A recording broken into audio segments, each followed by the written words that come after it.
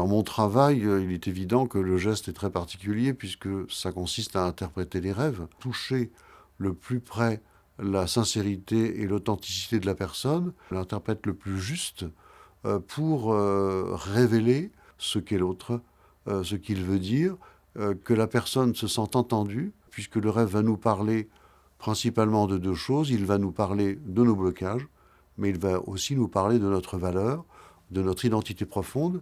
Et il y a autant d'éléments en surface négative qu'il y a de choses très positives, plus en profondeur, pour qu'on puisse accéder à leur intérieur.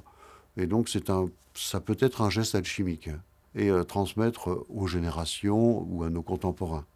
C'est une intention très profonde que d'aller dans le rêve.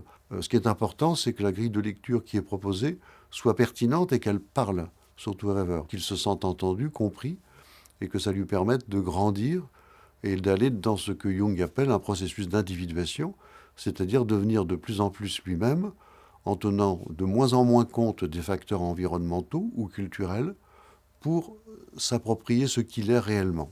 Chaque être est un havre de beauté, est un continent même de beauté. Et quand nous sommes nous-mêmes, nous offrons toutes ces merveilles, mais aussi notre similarité, mais aussi profondément notre exotisme. L'individu qui se réalise, plus il devient un avec lui-même, plus il va avoir tendance à devenir un avec ce qui l'entoure, avec l'univers. Plus nous sommes connectés à nous, plus nous sommes connectés aux autres. C'est une forme de paradoxe, mais c'est vraiment ça.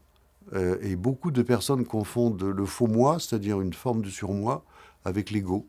Et donc tout ce qui est d'ordre de la manifestation, de surreprésentation, de défense, choses comme ça, c'est une faiblesse de constitution du moi. Si le rêve est un état, je pense que quand on est éveillé, nous nous fondons dans cet état. Nous sommes tous connectés avec ces dimensions, et on peut imaginer qu'un être éveillé est en pleine connexion avec cette espèce de mémoire du vivant, du monde, de l'énergie, je ne sais pas comment l'appeler, du manifesté en tout cas. La spiritualité et l'esprit, c'est la même racine.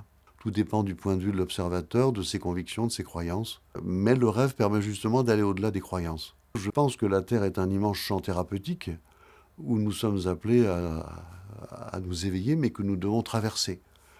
Et donc, quelle que soit l'époque, nous allons rencontrer les mêmes adversités ou les mêmes stimulants pour aller de plus en plus vers notre libre arbitre. Chez l'homme, c'est toujours le positif qui l'emporte.